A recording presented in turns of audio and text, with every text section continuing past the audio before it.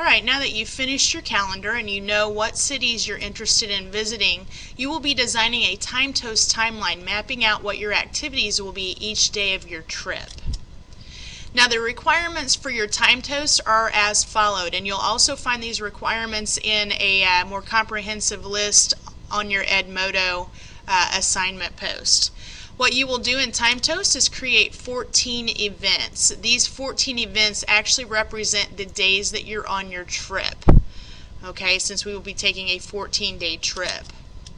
For each of these events, you will include the title of the day. For example, the first day will be Day 1. The second day will be titled Day 2. And you'll see these title boxes when we get into Timetoast and take a closer look at it.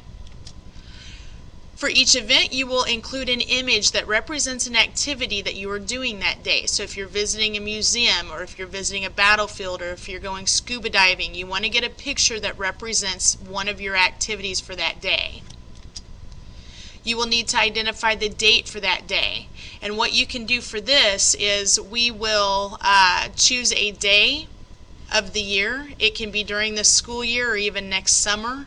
But you'll identify the month that you want to go on the trip and choose the date that you will be traveling. I'd always choose the beginning of the month just to make it easier for you to keep track for this project. So if I were going in November, November 1, or the first day of November would be the date that I would choose. And then Day 2 would be November 2. Day 3 would be November 3, and so on. But that's completely up to you. As long as you have 14 different dates, consecutive dates, then that'll work. You will also, for each event, need a link to a tourist site for that city. So you'll need to find a tourist site that would cover each one of your cities and tell you about that city. Berlin would be easy to find a tourist site for that.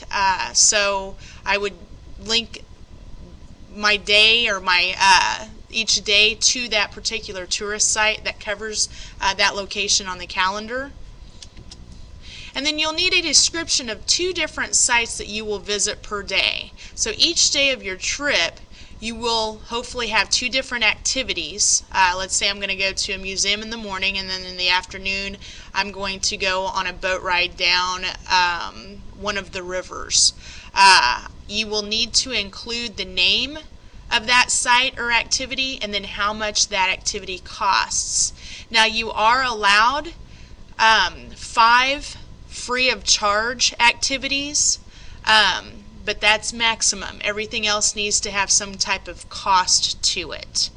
Okay, so again, you can find a more comprehensive list of requirements for Timetoast. At this time, we are going to look at Timetoast, and I'm going to demonstrate how to do one of my days on the trip. That'll kind of help you as you get your Timetoast started.